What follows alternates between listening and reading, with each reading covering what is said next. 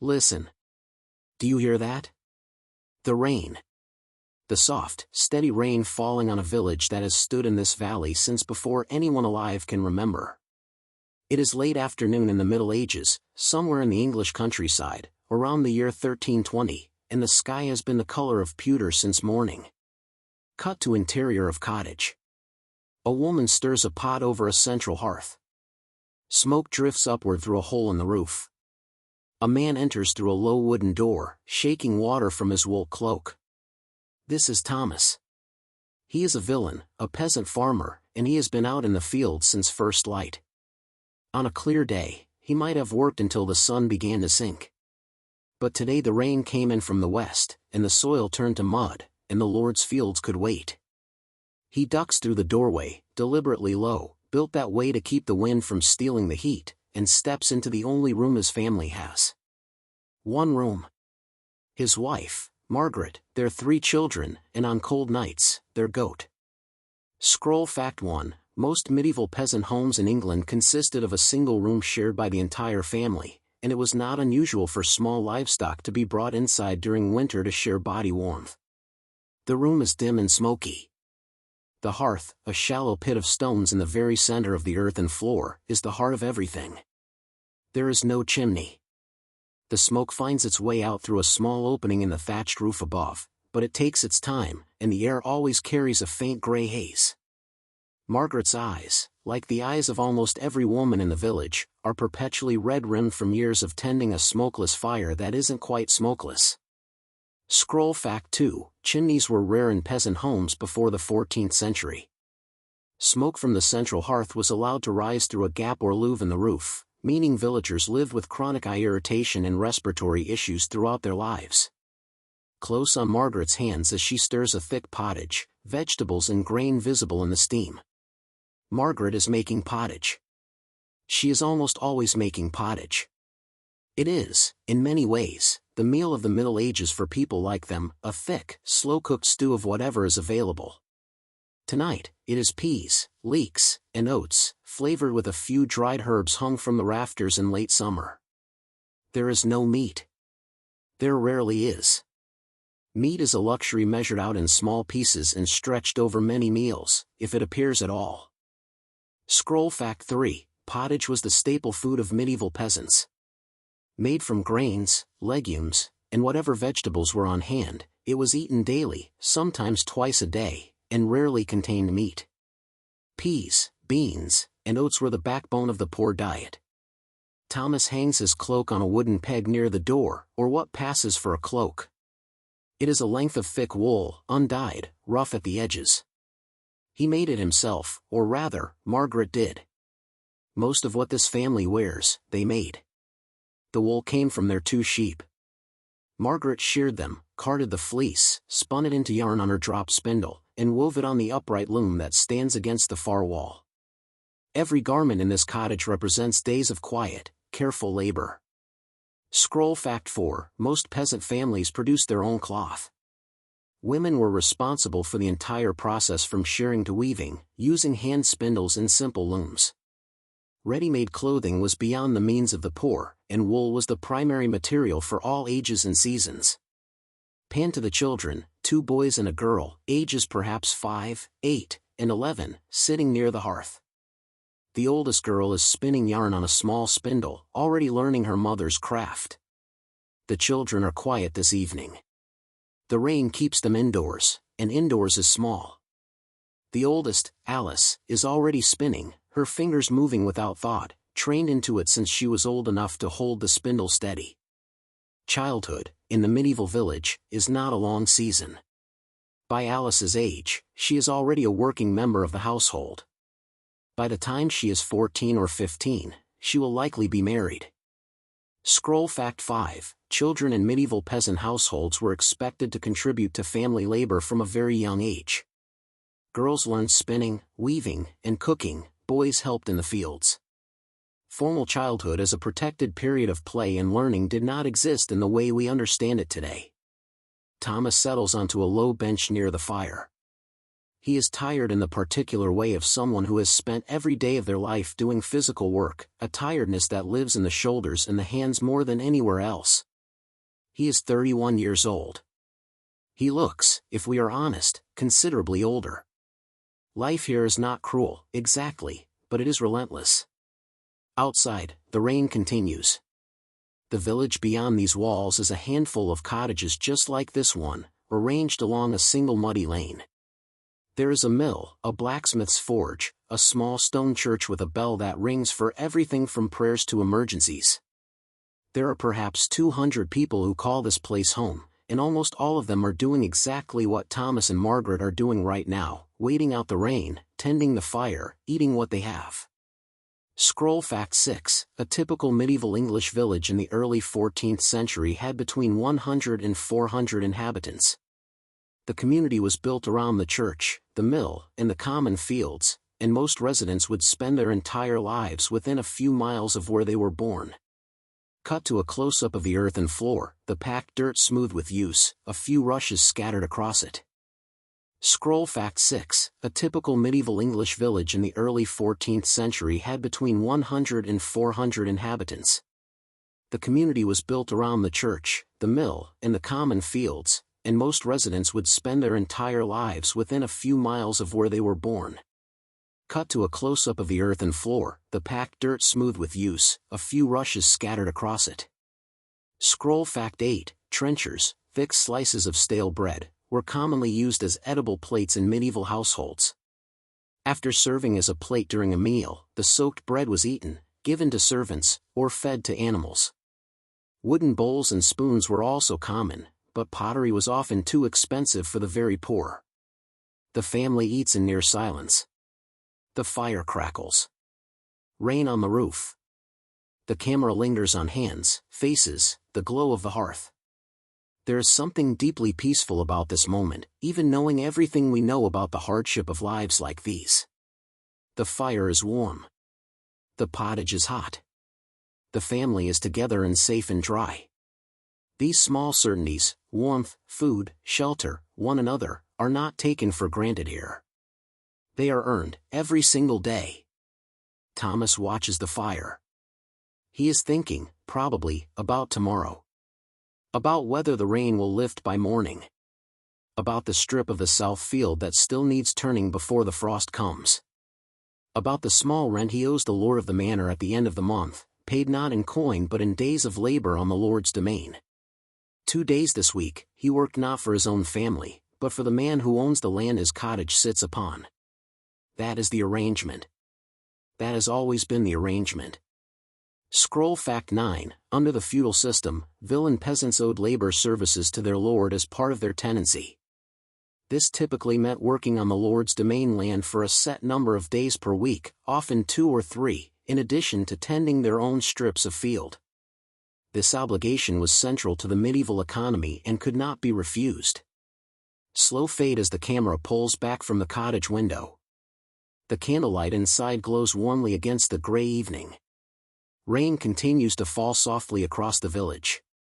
And so the evening settles in around them. The rain does not stop, but it no longer matters. The work of the day is done. For a few hours, the cottage is warm and the family is whole, and the rest of the world, the Lord, the fields, the rent, the mud, can wait until morning. Stay with us. There is so much more of this evening still to unfold. Open on a slow fade from black. Interior of the cottage, now settled into the deep quiet of a rainy evening. The fire has burned lower.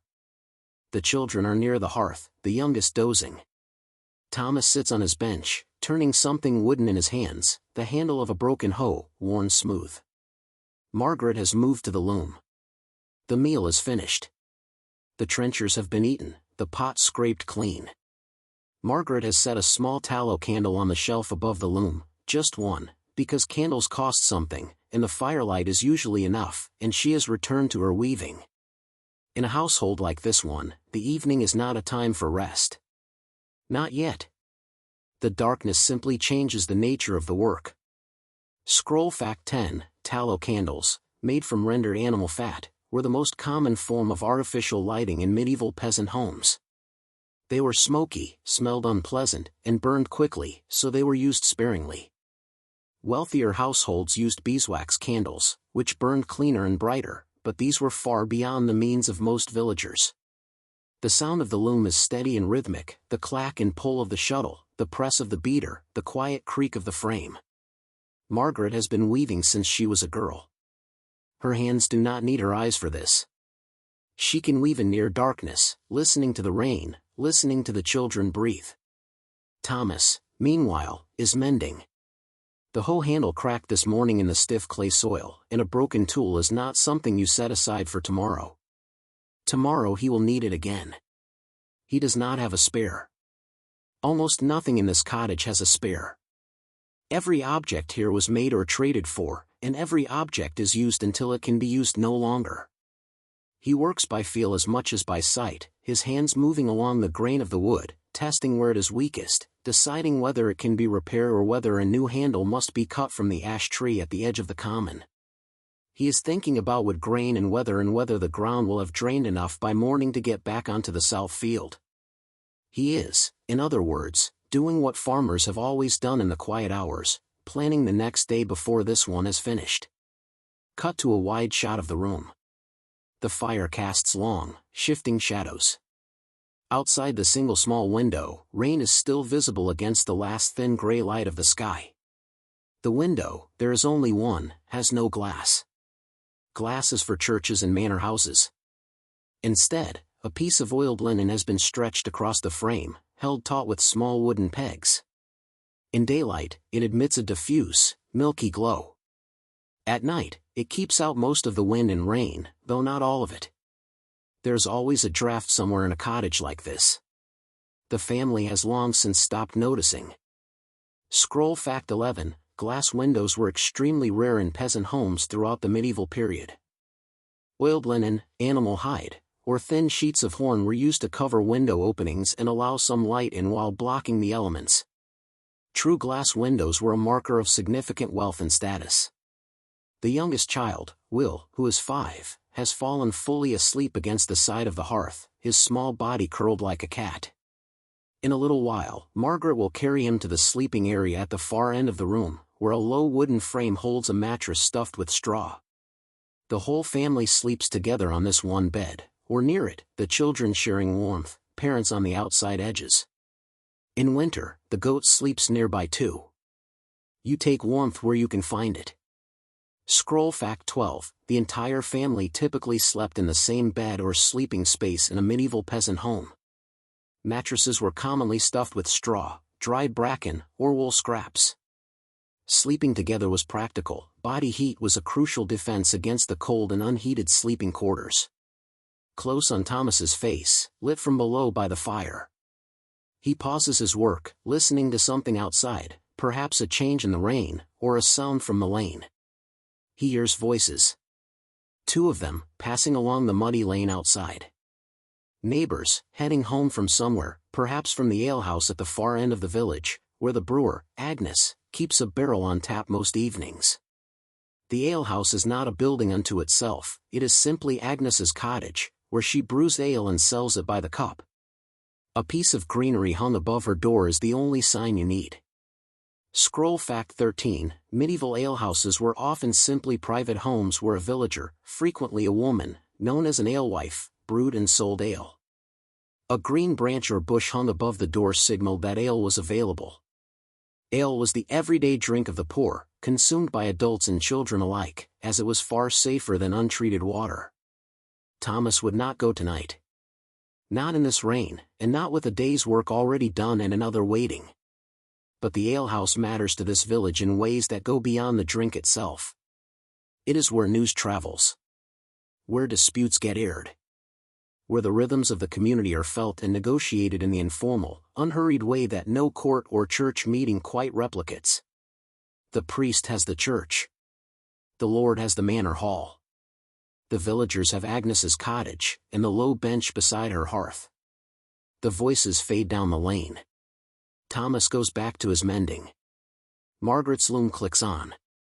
Slow pan across the interior walls of the cottage, rough-hewn timber, wattle and daub between the posts, a few simple objects hanging from wooden pegs and hooks. Look at the walls for a moment.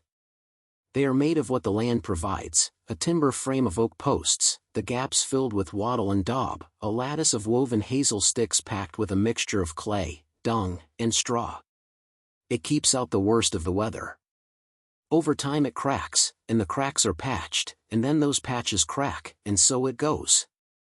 The walls breathe, in a way, and in wet weather like tonight the whole cottage smells faintly of damp earth and old wood smoke. To Thomas and Margaret, this smell is simply home. Scroll fact 14, wattle and daub was the standard wall-filling technique in medieval peasant construction. A woven framework of flexible sticks, usually hazel, was packed with a mixture of clay, animal dung, straw, and sometimes horsehair to bind it. It provided modest insulation and weather resistance, though it required regular maintenance and repair. Above their heads, the thatched roof rises steeply to its peak. The thatch is thick, it has to be, to shed the rain, and it has been there long enough that mosses have begun to creep along the lowest edge near the eaves. Thomas has been meaning to rethatch a section of the north-facing slope since last autumn. He has not yet found the time, or the spare bundle of rye straw. It is always something. Scroll fact 15, thatched roofs were universal among peasant dwellings in medieval England. Rye straw, water reed, or heather were layered thickly and steeply pitched to shed rainfall. A well-maintained thatch could last 20 to 40 years, but it required regular patching and was highly vulnerable to fire. One of the most feared disasters in a medieval village, the fire settles, sending up a brief shower of sparks. Margaret pauses her weaving and adds a piece of wood from a small stack near the hearth. She does this unhurriedly, deliberately, with the care of someone who knows exactly how much wood is left. The firewood is running lower than Thomas would like. They have a store stacked against the outside wall under a rough lean-to of planks, but firewood is not free, even here. The trees on the Lord's land belong to the Lord. Peasants are permitted to gather fallen wood, dead wood, small branches, nothing living, from certain areas of the common. This right, known as a stovers, is carefully observed. Taking living timber without permission is theft, and theft has consequences. Scroll fact 16, peasants in medieval England had specific, limited rights to gather resources from common land. The right of estovers allowed them to collect wood for fuel and repairs, but only dead wood, unless otherwise granted. Cutting living trees from the Lord's forest without permission was a serious offense, punishable by fines or worse in the manorial court. Outside, somewhere in the darkness beyond the lane, the church bell rings. Once, then twice, then a third time, Compline, the last of the canonical hours, the signal that the official day is drawing to its close. Thomas pauses. He does not need to count the hours by the bell the way a scholar would, but the bells have marked the shape of his days since birth. They are the clock of this village. Morning prayers, midday, evening, the bell holds the rhythm that the sun provides on clearer days. Scroll fact 17, medieval villages measured the day by the canonical hours, a system of 8 designated prayer times rung by the church bell. These included matins, lauds, prime, terce, sext, none, vespers, and compline. For most peasants, the bells provided the only reliable way to gauge the time of day, and the rhythm of work was organized around them. The bell fades. The rain seems quieter now, or perhaps they have simply stopped noticing it. Thomas sets down the mended hoe handle. Margaret slows her weaving. The fire breathes low and orange in the dark. Compline. The end of the day, officially. The children are asleep, or near enough. The work that could be done by firelight has been done. In a little while, Thomas and Margaret will damp down the fire, not extinguish it entirely, never that, because relighting it from cold is a long and uncertain business, and the cottage will settle into its nighttime quiet. But not yet. For now, Thomas sits with his repaired hoe across his knees, and Margaret's hands rest still on the loom, and outside the rain falls softly on the thatch, and the village of 200 souls breathes in the dark, and the world is very small and very still. There is still more of this evening to witness. Keep watching. Open on a slow fade from black. The cottage is quieter now. The 2 youngest children are asleep on the straw mattress at the far end of the room. Alice, the eldest, sits close to the dying fire, a small object in her lap, a wooden comb, which she is drawing slowly through her hair. Thomas has not moved from his bench. Margaret has left the loom and is now seated across from him, mending a tear in a wool tunic by the last of the firelight. There is a particular quality to the silence in a medieval cottage on a rainy night. It is not empty, it is full of small sounds. The fire. The rain. The slow breathing of sleeping children.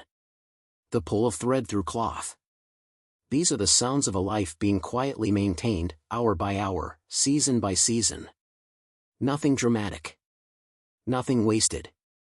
Alice draws the comb through her hair one last time and sets it on the shelf near the sleeping area.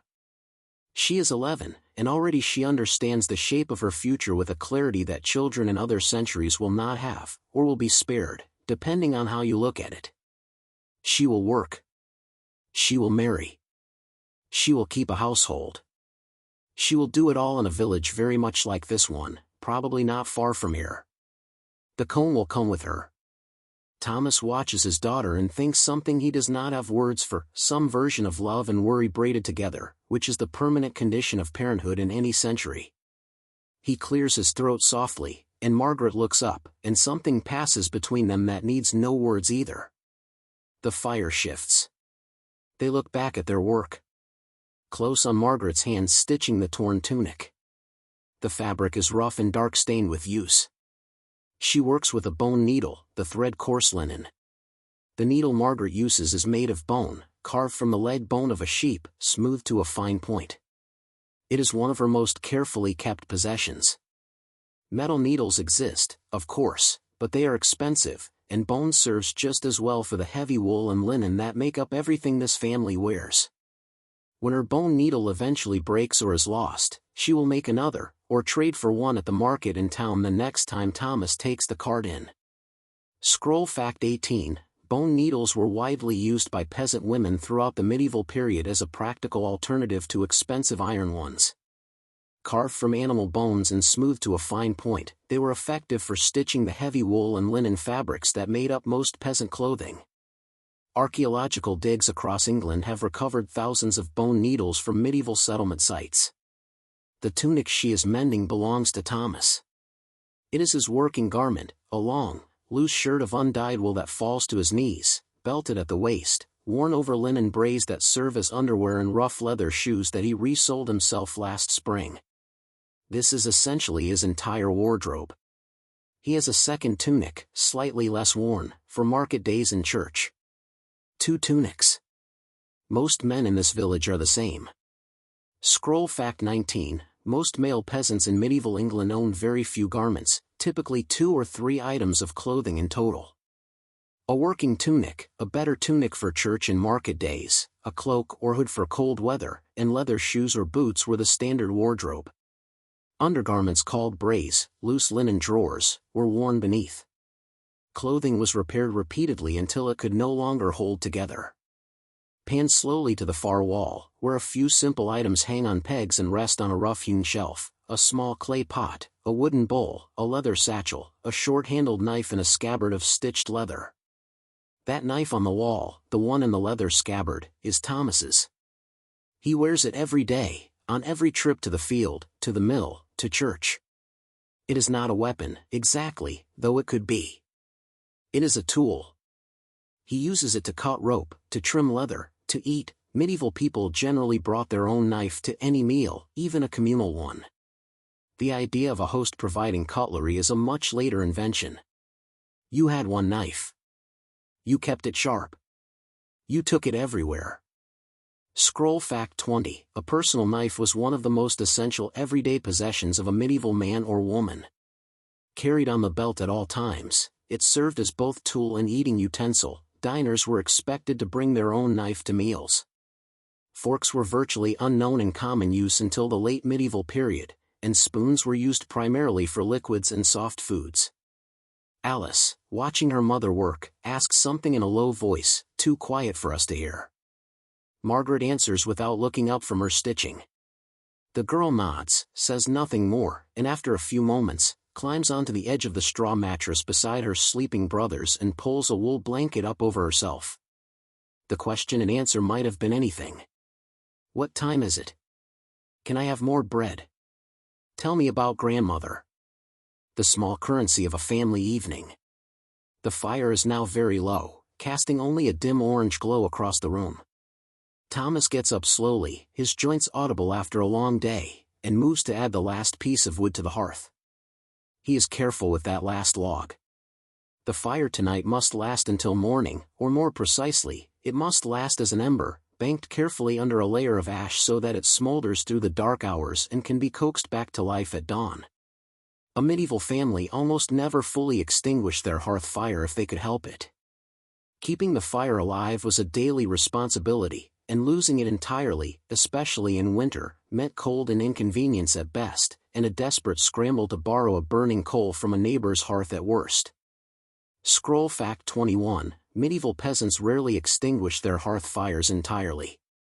Coals were carefully banked under ash each night to keep them smoldering until morning, when the fire could be easily revived. Relighting a fire from scratch using flint and steel, or the even older friction method, was time-consuming and unreliable, making a continuous ember invaluable. In tight-knit villages, neighbors would sometimes share a live coal in emergencies. Thomas nudges the log into place and scatters a handful of ash from the edge of the hearth over the coals, damping the flame to a slow glow. Margaret watches him do it with the half-attention of someone who has seen the same action performed 1,000 times. She has. He has. They have been married 12 years, since she was 16 and he was 19, and every night of those 12 years has ended more or less like this. Log. Ash. The fire brought down to a whisper. 12 years. 3 children living. 2 who did not. That accounting, the children who did not survive, is the silent arithmetic of every medieval family, the grief kept somewhere low and constant beneath the surface of ordinary evenings. Margaret does not speak of them often. Neither does Thomas. But they are present in the room, as they always are. Scroll fact 22, childhood mortality in medieval England was staggeringly high by modern standards. Estimates suggest that between 1/4 and 1/3 of all children died before reaching the age of 5, from a combination of disease, malnutrition, accidents, and the complications of childbirth. Most medieval families experienced the loss of at least one child, and grief of this kind was a near-universal feature of peasant life. Margaret folds the mended tunic and sets it on the shelf.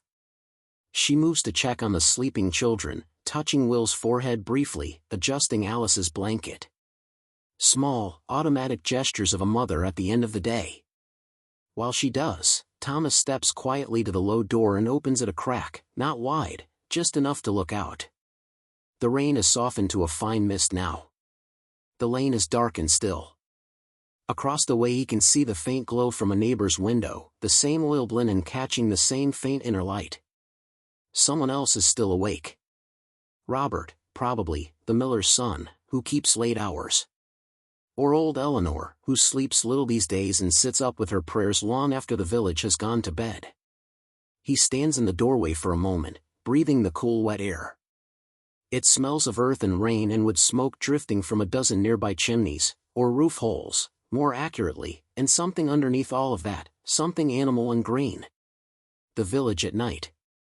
He has stood in this exact doorway, smelling this exact air, on more evenings than he can count. It is the smell of his whole life. Scroll fact 23, medieval villages were intensely communal environments where privacy was almost non-existent. Houses stood close together, windows and doors faced the shared lane, and the rhythms of one household were audible and visible to their neighbors. This proximity meant that sickness, arguments, celebrations, and grief were rarely truly private. The community was always, in some sense, present. He closes the door.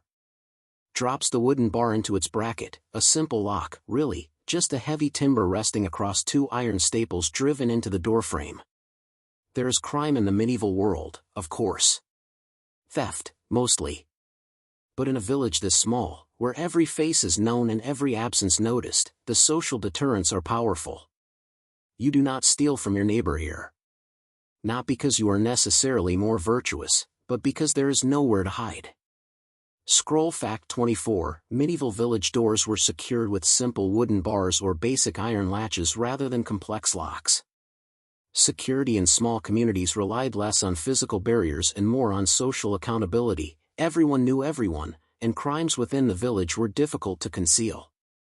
The manorial court handled local disputes and petty crime, with punishments ranging from fines to the stocks. Thomas moves back toward the hearth. Margaret is already settling onto the far edge of the straw mattress beside the children. He pauses, looks around the dim room one last time, the banked fire, the loom, the sleeping shapes of his children, and something in his face settles. There is something in that look that is difficult to name. It is not contentment, exactly. His life is too hard for something as comfortable as contentment. It is not resignation either. It is something more like clarity. He knows this room. He knows every creak of it, every draft, every smell. He knows the people sleeping in it better than he will ever know any other people on earth. This is everything. It is enough. It has to be enough, and somehow, tonight, with the rain falling soft on the thatch and the fire breathing low, it is. Scroll fact 25. Despite the hardships of medieval peasant life, the labor obligations, poverty, disease, and early death, historical evidence suggests that village communities had rich social and emotional lives. Feast days, communal celebrations, shared labor, and tight family bonds provided genuine meaning and belonging. Historians caution against viewing medieval peasants purely through the lens of suffering. They were not merely victims of their circumstances, but people who found joy, purpose, and connection within them. He sits down on the edge of the mattress beside his family. The straw rustles softly. Outside, the rain is barely a whisper now. The village sleeps. Not for long. Morning comes early here. But for now, for this hour, the night holds. Open on deep night. The cottage is almost entirely dark, only the faintest reddish glow from the banked coals is visible beneath the ash. The family sleeps. Then, slowly, we become aware of something, a sound. Not rain. Not wind. A voice, low, rhythmic, almost chant-like. It is coming from outside, from somewhere down the lane. It is the night watchman. Every village of any size has one, or shares one, a man whose job it is to walk the lanes after dark, keeping an eye on the fires, listening for trouble, making enough noise to reassure the sleeping village that someone is awake and watching. Tonight it is old Hugh, who has held this role for longer than most people can remember, and whose slow, shuffling circuit of the village has become so familiar that most residents sleep right through it. Scroll fact 26. Many medieval villages maintained a night watch, one or more men tasked with patrolling after dark to guard against fire, theft, and intruders. This was often a rotating communal duty rather than a paid position, though in larger settlements a designated watchman might be appointed by the manor. Fire was the most feared hazard. A single unattended hearth could destroy an entire row of thatched cottages within minutes. Hugh's footsteps fade down the lane. The village settles back into its deep, rain-dampened silence. Inside the cottage, Thomas stirs briefly, not waking, just shifting, and then is still again. Margaret sleeps with the completeness of someone who has been exhausted every day of her adult life and has made a kind of peace with it. The children do not move at all. A long, slow hold on the sleeping family. The coals breathe faintly. Rain on the roof, barely audible now. Then, almost imperceptibly, the darkness begins to change, a very subtle, almost imagined lightning at the edge of the linen window. Hours pass. We are moving now, gently, without disturbing anything, from the deep of the night toward what the medieval world called the small hours, the time before dawn when the darkness is at its most absolute and the distance between sleep and waking becomes thin and uncertain. It is in these hours that the boundary between the everyday world and something stranger feels closest. Thomas knows this, in the way that all people who live close to the land and the dark know it, not as a thought, but as a feeling in the body. He is dreaming. We cannot know what of. Perhaps the fields. Perhaps the faces of his children who did not live. Perhaps nothing at all, just the dark movement of a tired mind processing the residue of the day. Medieval people thought about sleep and dreams differently than we do. Dreams were not merely the brain sorting its filing. They were messages. Warnings. Visitations. The church was careful about this. It did not entirely discourage the interpretation of dreams, but it was watchful about where that interpretation led. Scroll fact 27, medieval people, including peasants, took dreams seriously as potential messages from God, saints, or, more dangerously, the devil. Dream interpretation was a recognized practice, though the church monitored it carefully to distinguish divine vision from superstition or demonic influence. Many peasants maintained folk beliefs about dreams running alongside their Christian faith, a blending the church spent centuries trying to discourage. Slow fade forward in time. The linen window is now slightly lighter, not dawn yet, but the first intimation of it. A cockerel crows somewhere in the village, distant and muffled by the damp air. Thomas's eyes open. He does not need to think about waking up. His body has done it for him, as it does every morning, calibrated by decades of rising before light to the rhythm of animals in fields and seasons. He lies still for a moment, listening. The rain has stopped. Completely. The silence where it was feels almost loud. He can hear the cockerel again, closer now, his neighbor Robert's bird, a bad-tempered creature that has been crowing too early for 3 years and showing no signs of improvement. He sits up carefully, so as not to wake Margaret, and swings his legs off the edge of the straw mattress onto the cold earth floor. His feet find his shoes by habit and by the faint glow of the coals. He crosses to the hearth, crouches down, and begins the morning's first task, coaxing the fire back to life.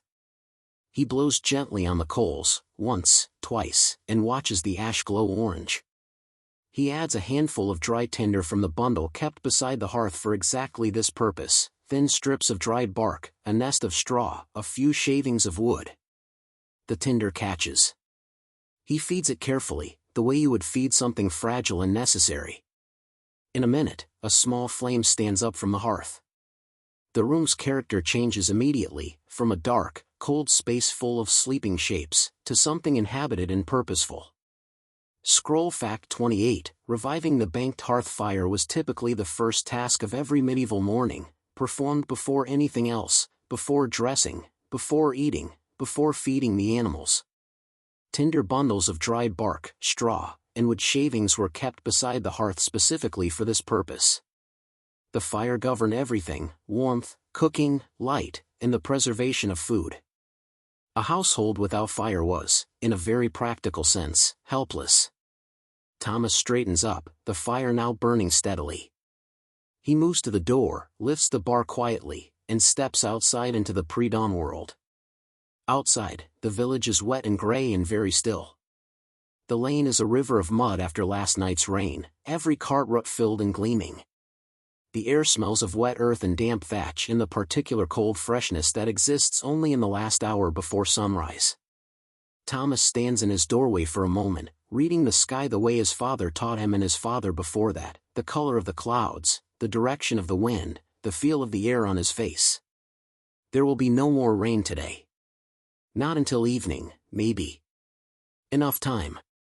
Scroll fact 29, medieval peasants were highly skilled practical meteorologists, reading the sky, wind, and natural world to predict weather with considerable accuracy. This knowledge was passed down through generations and was essential for deciding when to plow, plant, harvest, or cut hay. Proverbs encoding weather wisdom, many of which survive today, were a primary means of transmitting this accumulated environmental knowledge. He goes to the small lean-to at the back of the cottage where the goat is stabled for the night. She is awake, watching him with her horizontal pupilled eyes, impatient in the way of all goats. He checks her water, adds a handful of hay from the small store under the eaves, and runs a hand briefly along her flank. She is pregnant again, due in spring. That will mean milk, and eventually cheese, and a kid that might be sold at market or slaughtered for meat. Every animal in a peasant household is a calculation of this kind, a set of future possibilities being tended toward. Scroll fact 30, goats, pigs, and chickens were the most common livestock kept by medieval peasants, as they could be maintained on scraps in small spaces. Goats provided milk, which was used fresh or made into cheese. Pigs were particularly valued because they could forage independently and almost every part of the animal could be used for food. Cattle and horses were largely beyond the means of the poorest villagers and were more commonly owned communally or by slightly wealthier peasants. Thomas returns to the cottage. Margaret is awake now, moving quietly around the hearth. She has hung a small pot of water over the fire and is adding oats from a coarse linen sack kept near the wall. Breakfast, in this household, is pottage again, or more precisely, a thin oat porridge, made with water rather than milk on most mornings because the goat is not yet producing. It will be eaten from wooden bowls, standing or sitting near the fire, quickly, because the day begins at first light and there is no provision in the medieval agricultural calendar for a leisurely morning meal. You eat, and then you go. The children are waking now one by one. Will, the youngest, emerges from the blankets with his hair standing in several directions and his expression one of pure, uncomplicated morning confusion. His sister Alice is already dressed. She sleeps in most of her clothes, as they all do on cold nights, and is folding the blankets with the efficiency of someone who has been told to do this every morning for as long as she can remember. Scroll fact 31, medieval peasants typically slept in most of their clothing during cold months, removing only outer layers and shoes before bed.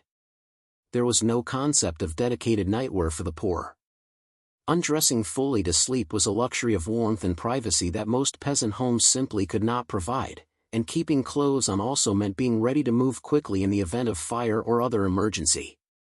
The family gathers around the fire, eating their porridge in the growing light. Thomas eats quickly, standing. He is looking at the window, at the lightening sky visible through the oiled linen. Calculating. He needs to get to the south field. But first, and this is not optional, not a matter of personal piety but of community obligation, he needs to go to the church. Not for a full service, it is not Sunday. But the priest, Father Edmund, rings prime at first light each morning, and it is expected that able-bodied villagers will at minimum acknowledge the hour. The church is the center of this community in ways that go far beyond faith. It is the meeting hall, the record office, the moral court, and the social anchor of every week and every year. Scroll fact 32, the parish church was the absolute center of medieval village life, functioning far beyond its religious role. Church records documented births, marriages, and deaths, the only formal record-keeping most peasants would ever encounter. The churchyard served as a community gathering space. Church festivals and saints' days structured the entire agricultural and social calendar. Attendance was not merely expected, persistent absence could result in social censure and even formal penalties. Thomas sets his empty bowl on the shelf and reaches for his cloak, dry now, from hanging near the fire all night. Margaret is already packing his midday meal into the small linen cloth he carries to the fields, a heel of dark bread, a wedge of hard cheese, a handful of dried peas. No more than that. It is enough. It has to be enough, and he has learned, over 31 years, not to think too hard about what enough means. Scroll fact 33, a typical midday field meal for a medieval peasant consisted of bread, hard cheese, and perhaps some dried legumes or salted vegetables. Fresh food was largely a seasonal luxury. Salt was essential for food preservation and was expensive enough to be carefully managed. Hard cheese and salted or dried produce could last through winter and form the backbone of the cold season diet when fresh vegetables were unavailable. Margaret ties the cloth. Their hands touch briefly as she passes it to him. He holds the bundle for a moment, then tucks it into the fold of his belt. He looks at her. She looks at him. The fire burns behind her. This moment, this specific, unremarkable, irreplaceable moment, has happened every working morning of their married life. The cloth. The bread and cheese. The look. It is so ordinary that neither of them notices it anymore, consciously. But it is the kind of ordinary that, if it were ever absent, would leave a shape like a wound. He goes to the door. Lifts the bar. Steps out into the cool gray morning of a medieval English village after rain, the mud shining in the new light, the church bell beginning to ring at the far end of the lane, the whole long day stretching out ahead of him like a field that needs turning. And we follow him. Because there is still so much of this world left to see. Open on the village lane at dawn. Thomas walks through the mud toward the church, his breath visible in the cold morning air. Other figures are emerging from doorways, neighbors, similarly cloaked, similarly unhurried. They nod to one another. A dog trots past. The church bell rings its last note and falls silent. The stone tower of the parish church is just visible ahead, rising above the thatched roof lines.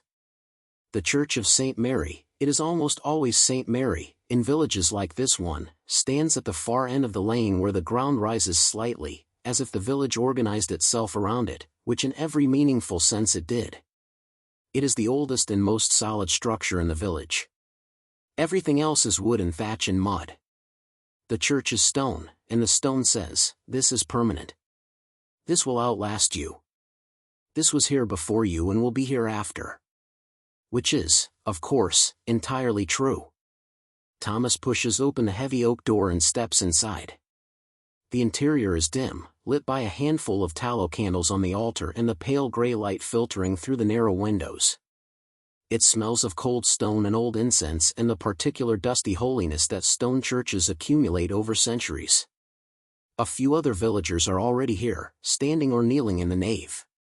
Father Edmund moves quietly at the altar, his back to the congregation in the manner of the pre-Reformation Mass, murmuring the Latin of the morning office.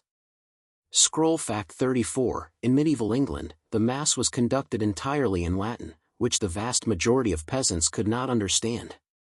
The priest faced away from the congregation toward the altar.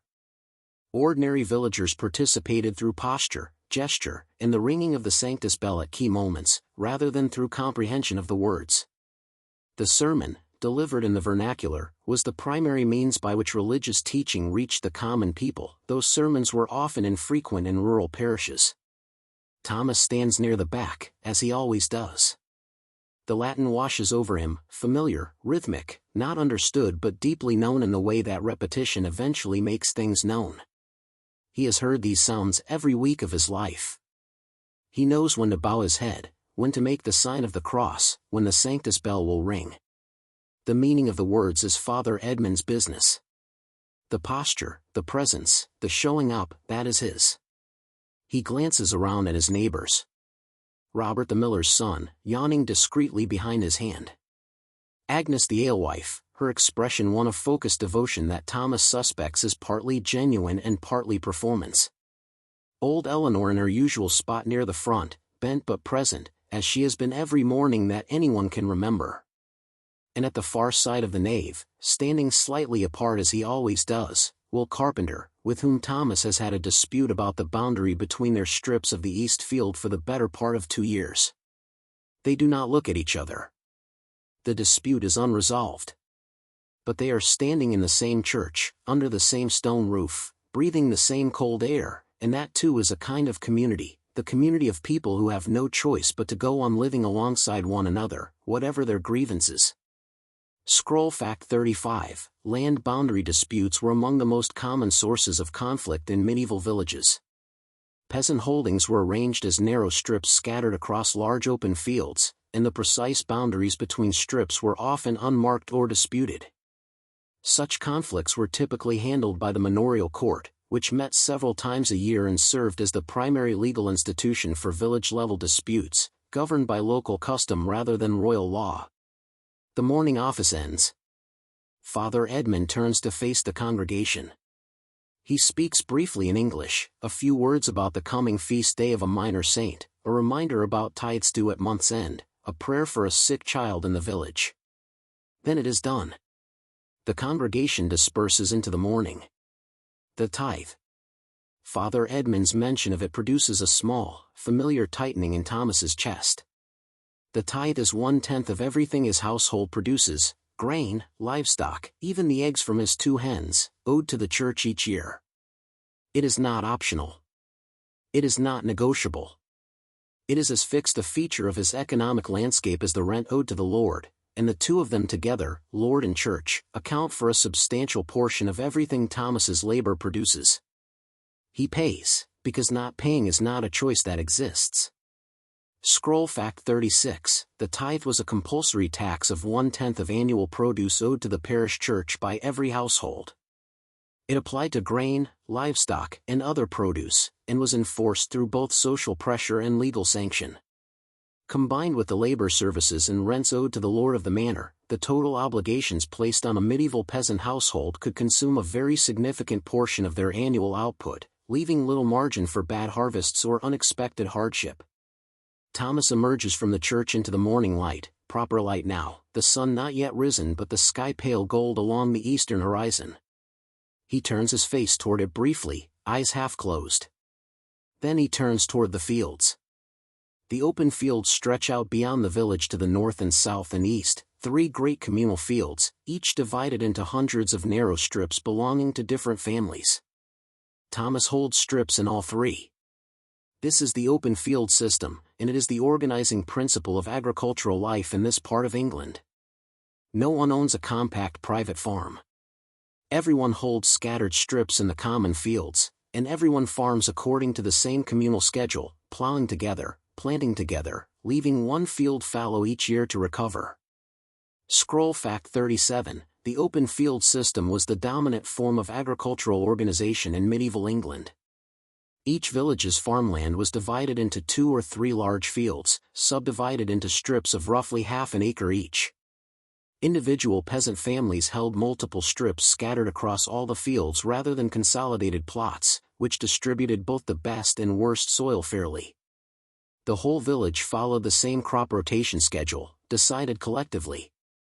He walks the field path, a narrow track worn bare by generations of feet and cartwheels, toward the south field where his strips lie waiting.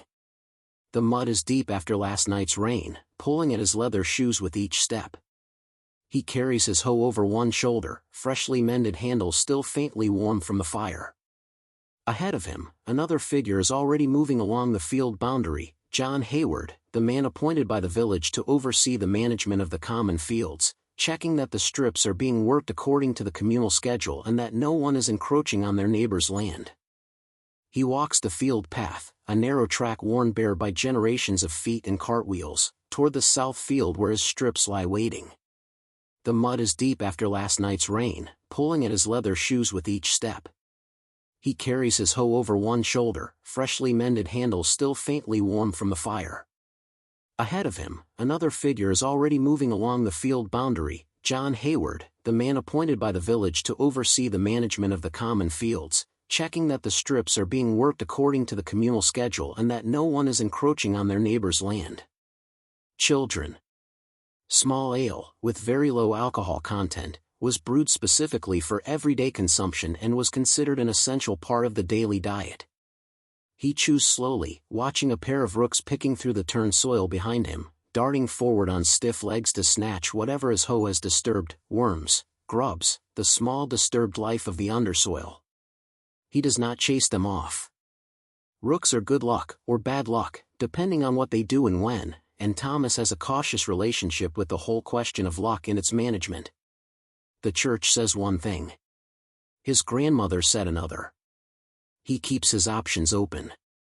Scroll fact 41, folk beliefs, omens, and pre-Christian superstitions persisted strongly in medieval peasant communities alongside official Christian practice.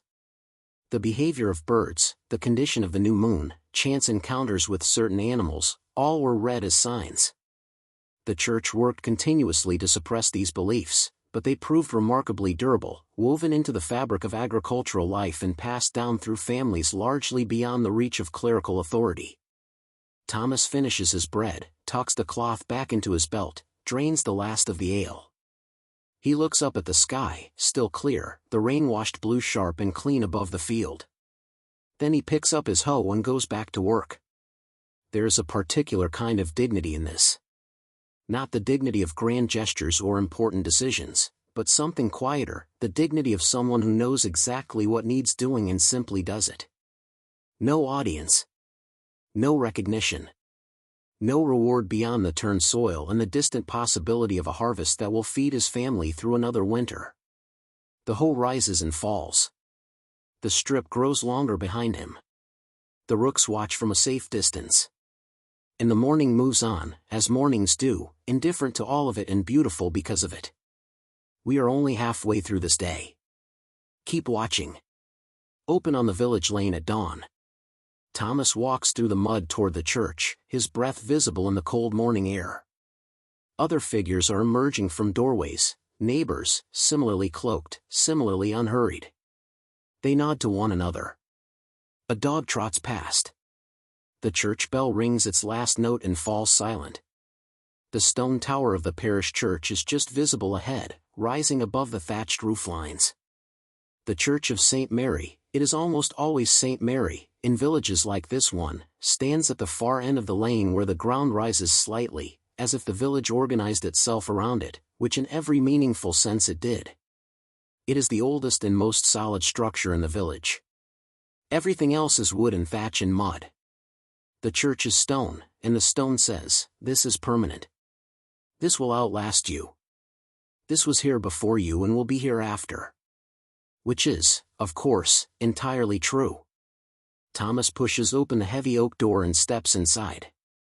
The interior is dim, lit by a handful of tallow candles on the altar and the pale gray light filtering through the narrow windows.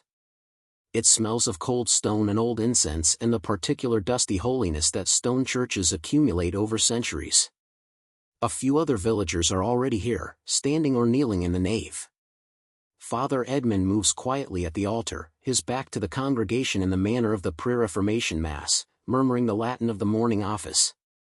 Scroll fact 34, in medieval England, the Mass was conducted entirely in Latin, which the vast majority of peasants could not understand. The priest faced away from the congregation toward the altar. Ordinary villagers participated through posture, gesture, and the ringing of the Sanctus bell at key moments, rather than through comprehension of the words. The sermon, delivered in the vernacular, was the primary means by which religious teaching reached the common people, though sermons were often infrequent in rural parishes. Thomas stands near the back, as he always does. The Latin washes over him, familiar, rhythmic, not understood but deeply known in the way that repetition eventually makes things known. He has heard these sounds every week of his life. He knows when to bow his head, when to make the sign of the cross, when the Sanctus bell will ring. The meaning of the words is Father Edmund's business. The posture, the presence, the showing up, that is his. He glances around at his neighbors.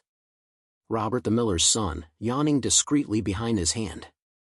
Agnes the alewife, her expression one of focused devotion that Thomas suspects is partly genuine and partly performance. Old Eleanor in her usual spot near the front, bent but present, as she has been every morning that anyone can remember. And at the far side of the nave, standing slightly apart as he always does, Will Carpenter, with whom Thomas has had a dispute about the boundary between their strips of the east field for the better part of 2 years.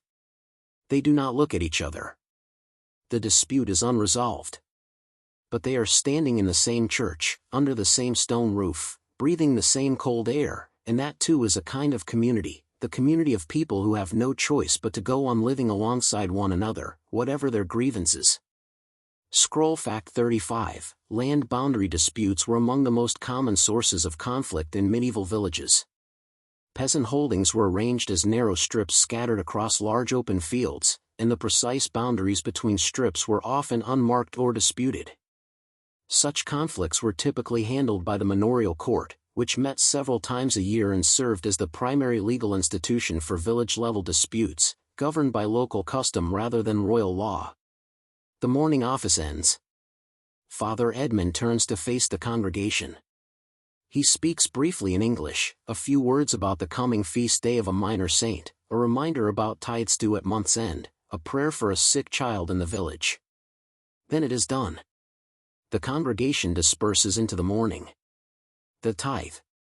Father Edmund's mention of it produces a small, familiar tightening in Thomas's chest.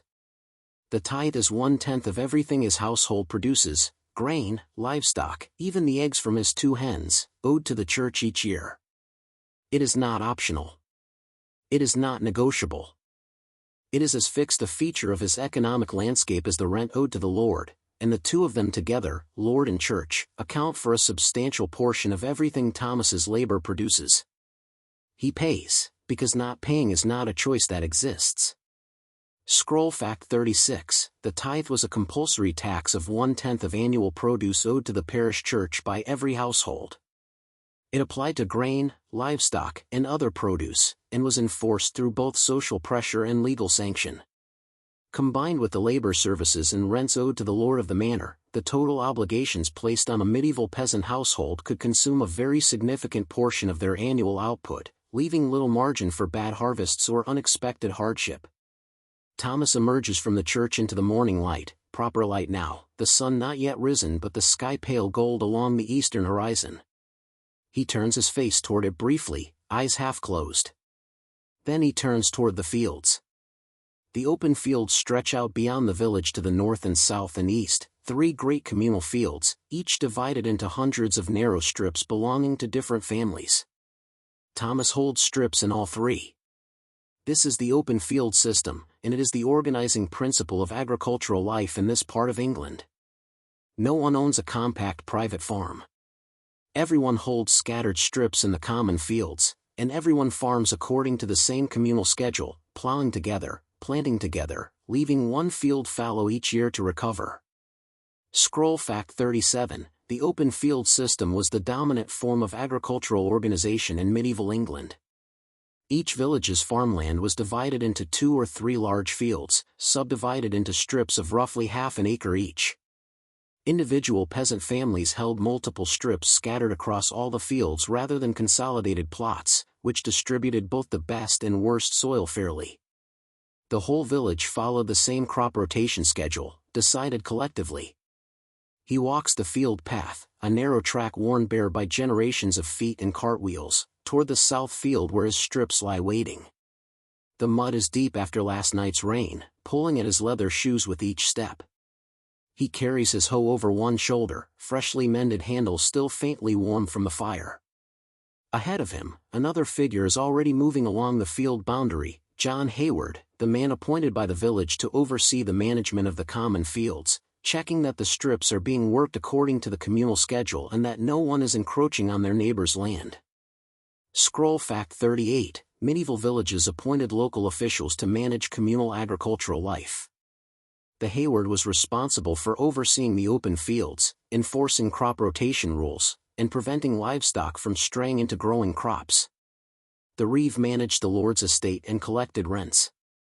These roles were often filled by more prosperous villagers and carried real authority within the community, though they were also accountable to the manorial court for their conduct. Thomas reaches his strip.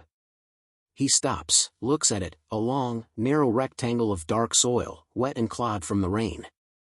He sets his hoe, tests the ground with one foot, feels its resistance. He begins to work. The work of turning soil is among the oldest physical actions in human history, and watching Thomas do it in the pale morning light, there is something almost meditative about it. The rhythm of the hoe. The slow progress down the strip. The smell of turned earth, rich and cold. He is not thinking, particularly. His mind has gone to the place it always goes during this kind of work, a kind of open, unfocused alertness, aware of the weather and the soil and the sounds of the field without actively processing any of them. Around him, other villagers are arriving to their own strips. The field becomes gradually populated with working figures, spread out across the landscape, each focused on their own narrow piece of ground. They call to one another occasionally, a greeting, a comment about the mud, a shared complaint about the weather, but mostly they work in silence, in parallel, together and separate at once. An ox team is moving along the far side of the field. It belongs to Geoffrey the Fuller, one of the more prosperous men in the village, who owns 2 oxen and a plow and hires them out to his neighbors in exchange for labor or a share of the harvest. Thomas will need Geoffrey's oxen in spring for the heavy plowing that his hoe cannot do. He will owe Geoffrey 2 days of work in return. This is how the village economy moves, not primarily in coin, but in obligation and exchange in the slow, intricate accounting of who owes what to whom. Scroll fact 39, the medieval village economy operated largely on barter, labor exchange, and complex webs of mutual obligation rather than cash. Wealthier peasants who owned oxen and plows hired them out in exchange for labor services or shares of produce. Coin was used for market transactions and paying rents, but the daily economy of agricultural life was built on neighborly exchange and reciprocity, a system of informal credit that bound the village community tightly together. Mid-morning. The sun is higher now, burning the last of the mist from the field. Thomas pauses, straightens, presses his hands into his lower back. He looks back along the length of the strip he has worked, perhaps a third of it turned. He reaches into his belt for the cloth bundle Margaret packed. He eats standing up, looking at the field. The bread is dense and dark, maslin bread, made from a mix of wheat and rye because pure wheat flour is too expensive for everyday use. It is heavy and filling and slightly sour, and he has eaten some version of it every day of his life. Beside him on a fieldstone he has set his small leather flask of ale, weak ale, barely fermented, safer than the water from the village ditch and about as exciting as warm rain, but it is wet and it is his and it is enough. Scroll Fact 40, maslin bread, made from a mixed grain flour, typically wheat and rye, was the everyday bread of medieval peasants. Pure white wheat bread was a luxury reserved for the wealthy. Peasant bread was coarser, darker, and denser, but more nutritious in some respects. Ale was the universal drink at all meals, including breakfast, for both adults and children. Small ale, with very low alcohol content, was brewed specifically for everyday consumption and was considered an essential part of the daily diet. He chews slowly, watching a pair of rooks picking through the turned soil behind him, darting forward on stiff legs to snatch whatever his hoe has disturbed, worms, grubs, the small disturbed life of the undersoil. He does not chase them off. Rooks are good luck, or bad luck, depending on what they do and when, and Thomas has a cautious relationship with the whole question of luck and its management. The church says one thing. His grandmother said another. He keeps his options open. Scroll Fact 41, folk beliefs, omens, and pre-Christian superstitions persisted strongly in medieval peasant communities alongside official Christian practice. The behavior of birds, the condition of the new moon, chance encounters with certain animals, all were read as signs. The church worked continuously to suppress these beliefs, but they proved remarkably durable, woven into the fabric of agricultural life and passed down through families largely beyond the reach of clerical authority. Thomas finishes his bread, tucks the cloth back into his belt, drains the last of the ale. He looks up at the sky, still clear, the rain-washed blue sharp and clean above the field. Then he picks up his hoe and goes back to work. There is a particular kind of dignity in this. Not the dignity of grand gestures or important decisions, but something quieter, the dignity of someone who knows exactly what needs doing and simply does it. No audience. No recognition. No reward beyond the turned soil and the distant possibility of a harvest that will feed his family through another winter. The hoe rises and falls. The strip grows longer behind him. The rooks watch from a safe distance. And the morning moves on, as mornings do, indifferent to all of it and beautiful because of it. We are only halfway through this day. Keep watching.